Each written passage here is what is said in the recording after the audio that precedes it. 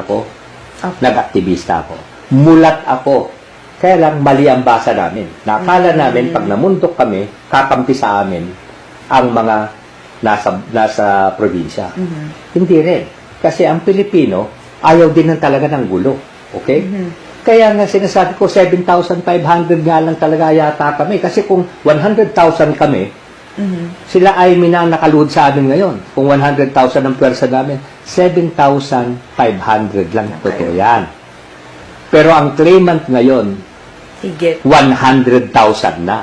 Kaya nga ang sinasabi ko, ang biktima daw ng martial law at claimant ngayon, 100,000, ang sabi ko, nagpalista na ang mga nainitan sa EDSA.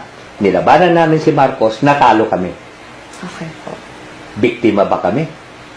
Hindi, mulat kami. Ang biktima ay yung collateral damage. Nag-away ang NPA at ang sundalo, nakaupo lang ako, wala akong ginagawa, na bomba ako. Yun ang biktima. Sino bang hindi ayaw magpalista kung tatanggap ka ng 1 milyon? Diba? Eh, doon sa lista-lista na yun, sino kayo yung broker? Kaya nga hindi nila tinatantanan si Marcos.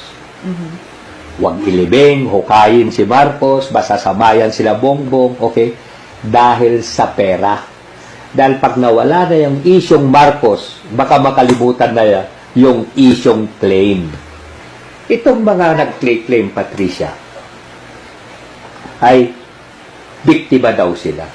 Pero kung kakwentuhan mo sila, nung wala na si Marcos, ako'y nag-NPA, matapang akong revolusyonaryo. Pero sa claim, wala po kaming ginagawa, bigla na lang kaming hinuli, tinorture kami. Biktima.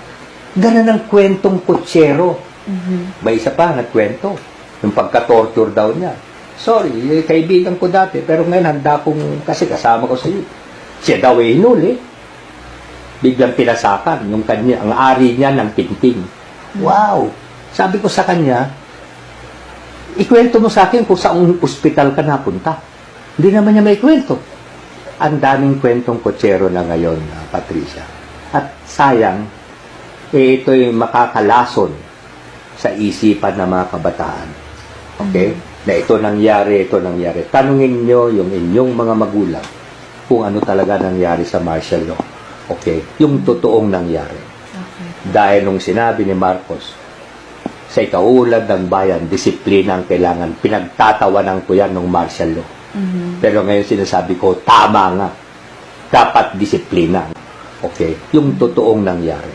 Okay. Dahil nung sinabi ni Marcos, sa ikaulad ng bayan, disiplina ang kailangan. Pinagtatawanan ko yan ng martial law.